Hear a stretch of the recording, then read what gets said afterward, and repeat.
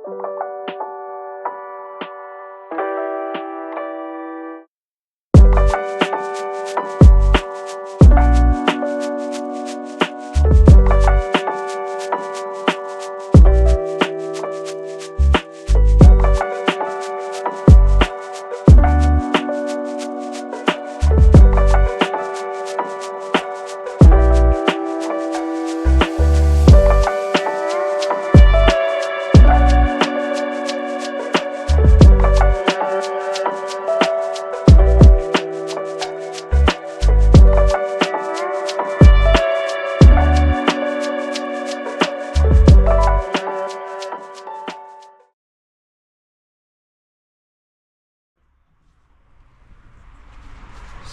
we have Reese's. So Reece, let's start with a little bit of when did you buy it?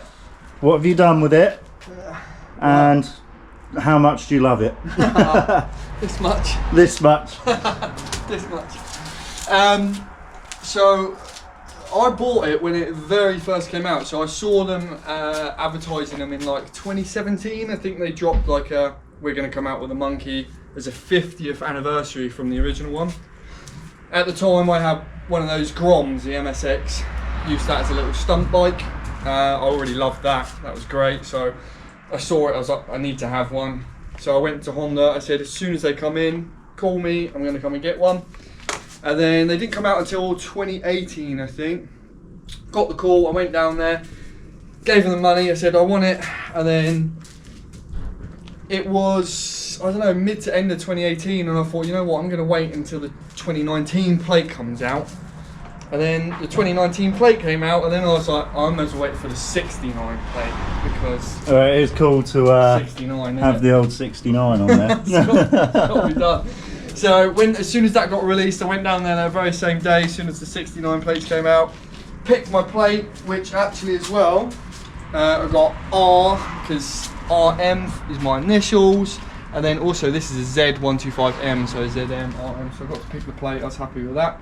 Very clever. Yeah, and then just fell in love with it immediately, started riding it every day. I had obviously got a bunch of other bikes, big bikes, tons of bikes, but I rode it to work every day. After work I'd take it on green lanes, I'd take it out, like we'd go to London, I'd go out with all my boys on bigger bikes, they were on Harleys or sports bikes, I'd still be taking this because I couldn't get enough of it. It's just the most fun little adorable bike to ride.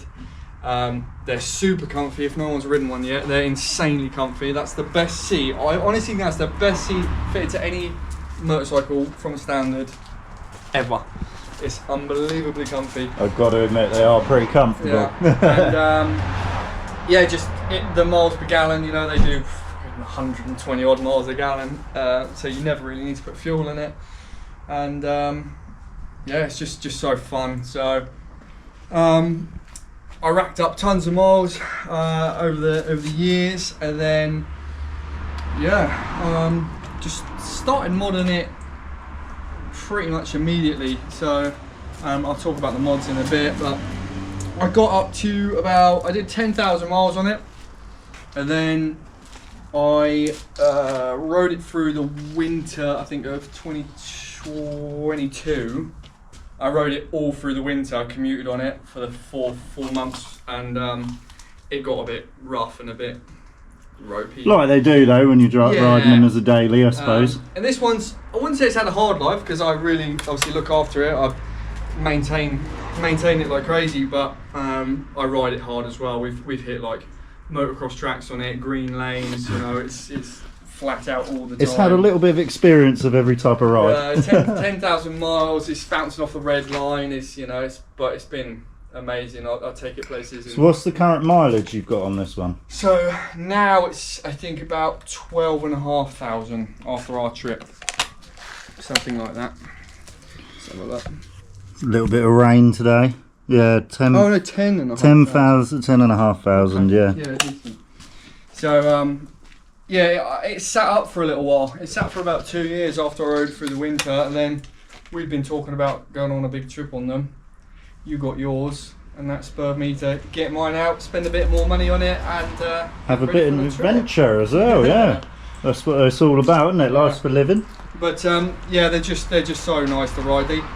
If anyone hasn't ridden them, they feel like a big motorcycle. You know, they ride like a big motorcycle. They're super solid. Actually, very heavy. I think they're 104 kilos, so they're quite heavy for a little bike. But they just ride so well. There's a few mods I'll talk about that I definitely think everyone should do. And then yeah, we'll talk through all of them basically. But it's quite tricked out. It's not a standard monkey anymore. And it does get used. It does get used, which is what we pay for them for, I suppose. No point having them as a garage queen. Cool. Very cool little bike, mate. So let's start with the engine then. We've obviously got a few little mods on here. I see a pipe and an intake. Yeah. Talk us through it, pal. Okay, I think the first one I did was, these obviously come with a massive lunch box of an airbox. So the first thing I did was get rid of that. I'd been searching online, and there's a company in Texas in America that had made this beautiful kit. I think they're called Man in the Box, and they've done 3 revisions of it. It was all dyno tuned, and it cost a ton of money to go over here. I think it was £300 or £400, but you can't really see a lot of it. It's this silicone pipe, it's the U&I breathing crankcase breather, and then it's got a DNA filter on here with red leather. That's actually real leather on the top. Yeah, and that completely opened up the rev range of the bike, and made it sound wicked. Better throttle response.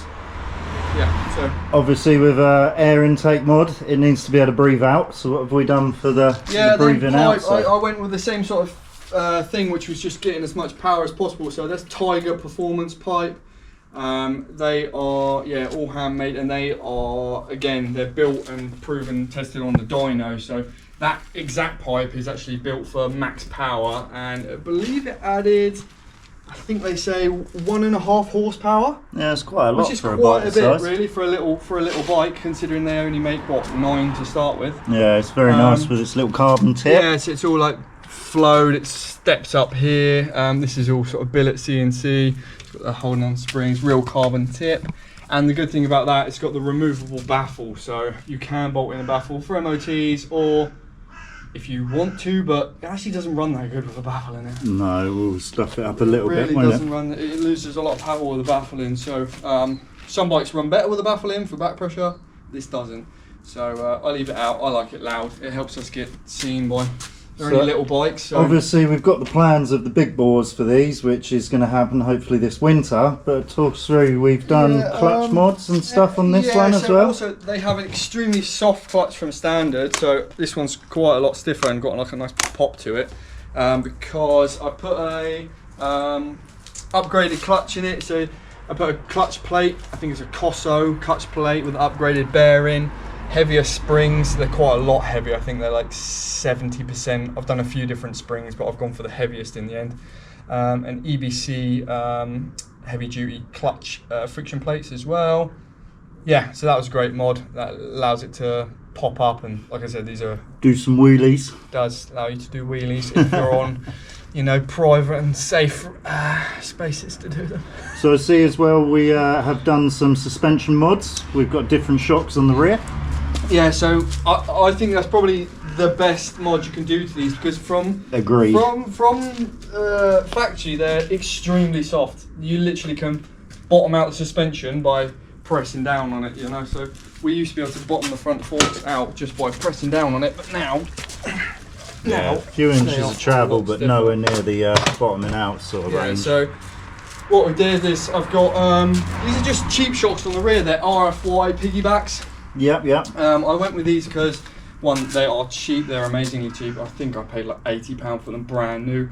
They've been on there 4 years or something like that, and not popped the leak or anything. They've been great. I saw a video actually where they just got torn down, and they had exactly the same internals as the Öhlins version. So yeah, they're really good for the price. They're really good. I remember back in the day we was getting these units 30 to 50 quid, but now they have rose a little bit. I think now they're probably just over 100 or so, but they're well worth doing, because the originals are so soft. It's like being on a pogo. So the front forks, we have changed certain components in there. We got the springs from Ben's Bikes Racing.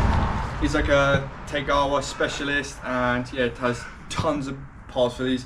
So actually Ben's Bikes Racing, check him out, he's always helped us out. We've got tons of bits from them.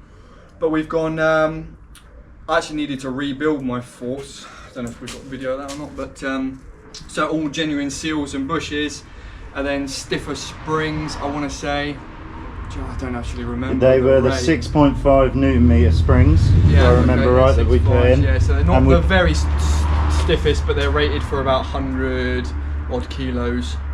Something like that. So, and then we went thicker oil as well. I think we went with a 15 weight oil, just to make them more plush. And that again has transformed them, because these things used to bottom out under braking. So it sits up now in the stroke. It keeps the whole bike a lot higher. It handles better. It just hits bumps better. It's a must-do mod. And they're really not that difficult if you're relatively mechanically inclined. They're not too difficult to do. So if I was to move your attention onto the old tyres, obviously you're really keen on your Kenda big blocks. I've been through a few sets. I think I've done 3 or 4 sets of tyres in my ownership. What I will say is the stock ones, get them off as soon as possible, because they are terrible. They're like a really nasty nylon compound, and I actually crashed this bike once on a very wet corner. There was a little bit of oil down and just slid her down the road. Took the tyres off immediately. They're shockingly bad. I've run the last 2 sets. I've run these, which, although they look quite gnarly, they're Kenda big blocks. They're actually really good on the road. They make a little bit of vibration, a little bit of noise, but as soon as you put some miles down, you completely forget about them. But they will allow you to do a little bit of green laning if you're that way inclined. A little bit on-road, off-road. They do make the bike look pretty meaty as well, I've got to admit. They are pretty trick. Like the CT trails, and like Honda always had their trail line of like mini bikes, and I really like that, so that's kind of why I went with those, and I'm really happy with that. Another benefit we had off our UK trip was the fact that Reece had a bit of a flat tyre. Not his fault, it was due to being fitted that way, and obviously we were 1 day off of doing the trip, so we discovered it whilst we was on the trip. But you seem to be able to run them flat as well. Yeah, I don't know why, but they've got a stiff sidewall, so you can literally run these with 0 PSI in them, and you can ride them and they ride fine. So that's actually can be a big bonus actually. So and I guess as well, the next step I suppose would be brakes. Yeah, brakes. I've actually done all the brakes, so they're all upgraded. They are Galfa wavy discs, front and rear. They're really beautiful discs. And they, again, that's Ben's Bikes Racing, paired with EBC sinted the double H pads. Again, that's something else. The brakes are very soft on these bikes, so that really sharpened up and like transformed the front brake. Yeah, that was nice. A lot more stopping power, which is good. Otherwise, we've done a little bit of different gearing, have we not, to the final drive? Yeah, so we dropped... it's going to be hard to show because obviously we can't open the casing at the moment. We dropped... that's another thing I would really recommend, is getting a different chain on there as soon as possible, because the original stretch like there's no tomorrow. So I've actually upsized this, which you can on the 4-speed, but I don't think they're available for the 5-speed, is that right? Yeah, I can't seem to find them on... So stock they're 420s, but that's now 428, and now I've put the heaviest duty chain on you can possibly get. That's a gold X-ring. It's actually really pricey chain. I think the chain alone's like £80 or something like that, but it stretches the once and then it doesn't stretch anymore. It retains all the oil, the grease, to keep it lubricated well, and it just doesn't wear. It actually, you can feel it in the drive, like it's so much more solid. I know. I remember you having trouble fitting it. It was quite an bugger to get the old you need link a bit on. of a special tool to fit the O-ring ones. So bear that in mind. But yeah, 428, and then we dropped the tooth on the front sprocket, which things I can't show. We drop a tooth 14. Yeah. I think I'll have to remember. But a standard rear size back sprocket. Standard rear, and I think we went from 15 to 14 on the front. which allows the bike to actually rev out and hit sort of red line in each gear. So it just lets it carry the speed a bit better. So we've covered engine mods, only light on these bikes for us. We've covered the brakes, the suspension. I noticed as well he's uprated the coil pack, which we didn't mention on that part. I don't know what. Yeah, it doesn't make a. I don't know if it makes Ben's a great. Bikes Racing Again, I believe. yeah, uprated. It's sort of a higher output. Yeah. And then I've gone with a thicker NGK cable, cap, and I run Iridian NGK plugs in this. Also the heat rating of the plug, I've gone to a slightly cooler plug because we run them literally flat out all the time. So actually says it in the Honda manual as well, run a cooler plug if you're going to do extended periods at full throttle. I think the difference between the plugs is the number 6 and number 7, isn't it? Yeah. That's the difference in the ratios Yeah, of and the I heat think rate. with NGK it goes the opposite way to what you think, so 7's actually cooler than a 6, if I remember rightly. Yeah.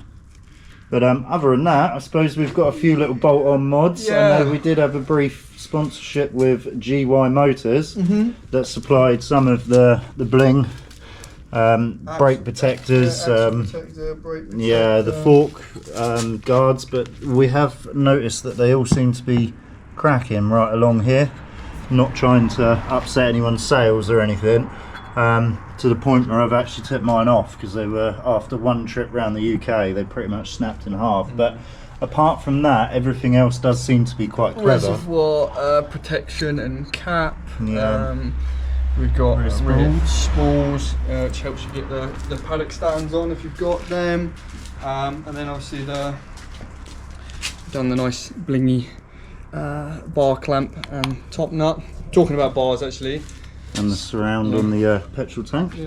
Talking about bars, we've upgraded both bars. It's one of the first things we did as well actually, because the original bars are the chrome ones and they're, I don't know, they're just quite small. I find them quite narrow, so we've gone with a wider bar, which these are the Pro taper, and these are the 50 bars, right? No, these are the 50s. 110 bars. Oh, these are the 110s. Yeah, these are the 110 bars. Yeah. You get the RX 50s or the that's it, right. KLX 110 That's bars, it. and these are the 110s. So these are wider than the 50s, but not as high, right? Being a genuine Pro taper, they're extremely rare to find in black. The silver in the UK anyway seems to be quite easy to source, but the black ones go out of stock lightning fast. So if you do manage to find a pair, you are looking to pay about £70, otherwise they are an eBay special and won't be true to what they say. But the 110 bars, I find where they're wider, they do create a little bit more stability at high speeds as well, so it's quite nice. And then going on from that, let's just talk about some hand controls. We've got CNC levers. These are just a cheap sort of eBay jobby, but I've had them on there for the whole ownership of the bike. I took them apart, put them back together and Loctited them. I think that's the key with anything you get like that. And then no problems, but they're all adjustable, so they're nice. This has got a quick action throttle on it, so it's reduced the turn of the throttle quite a bit. I always put those on my bikes. It's got a few little take goer blingy bits like the ignition cover. It's got the engine case there. We've got a bolt dress up kit. I think that's take goer as well. Got some blingy Zeta oil filler cap. Got the Pico Elite gear selector there, and all gear lever. Timing bungs. Timing bungs. That's the GY Motors see-through cam cover. That's nice. That's a take goer chain cover there. Where did you get the pegs from? Because they Pegs, are pretty again, meaty. they're like another eBay jobby.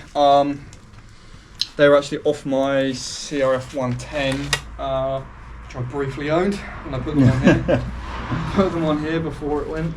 They're nice actually, because the original pegs are the rubber mounted ones, which are quite good for vibration and stuff, but when they're wet they're really slippery, and they're also really tiny. So these are much bigger, really grippy. So yeah, I really rate those. Wow. It's a good little look around the bike, I suppose. We've also got things like the USB charging ports for the trips and stuff we do to be able to keep things charged. Battery, I put a lithium, I upgraded to a lithium battery in it. which has got like tons more cranking ampage, and yeah, it's just loads lighter. It's actually quite a heavy little bike, and when I say loads lighter, it is literally like 4 or 5 times lighter than the stock battery. It's pretty amazing. So got a lithium battery on it. We've got RNG tail tidy, slightly smaller pressed plate. Obviously got the big plate, but in my opinion the original size plates are ridiculous on these things. They are like a full-on fender, to be fair. I personally think if you've got a small bike, you should, the plate should be in the ratio of the bike, not the size of a kite hanging off the back. And then a rack. Obviously everyone's seen the rack. This is, again, that's a sort of a cheap eBay rack, but they come so tiny. I don't know what you would put on it. Yeah, I think you can get your like fist in it, and that's going to be about all your lot. So we did a quick job on here, which worked really well actually. A couple of big U-bolts. Welded those on. Still got the spare fuel can on there at the moment. I think pretty much that is it, but yeah, it's been absolutely a joy. Never had anything go wrong with it. It's a little bit tired now. It needs a little bit of engine work, I would say. It's done 10,500 miles and had a hard little life. Not hard, but yeah, relatively hard little life. So what are you saying going forwards then? What's the idea with the engine if we're going to have to put a little bit of time and effort? It's never had its valve adjusted. Never. 10,000 miles, 10,500 miles, no valve adjusted. It's never had valve adjustment. It's never had the timing chain looked at. So the cam chain. But what I'm currently thinking is I might put a big bore kit on it. I think because they're not that expensive, and you can get like a 180 big bore kit with all the electronics to go along with it, all the CDI and everything. And I think I might do that. There is a few big bore kits you can pick from this. I do believe there's around the 145, one around the 161 or something like that, and then there's also the 181. So yeah, I think obviously keeping in mind that the gearboxes and all that are designed for that sort of spec, but it is all Honda. So I mean, there's people out there in America running the big boy 181s, and they seem to be okay with it. But I have heard problems with the gudgeon pins, things like that wearing. But I'm sure as these bikes are quite new, the technology will move on for them, yeah, and then I guess with that would come engine management would have to be changed.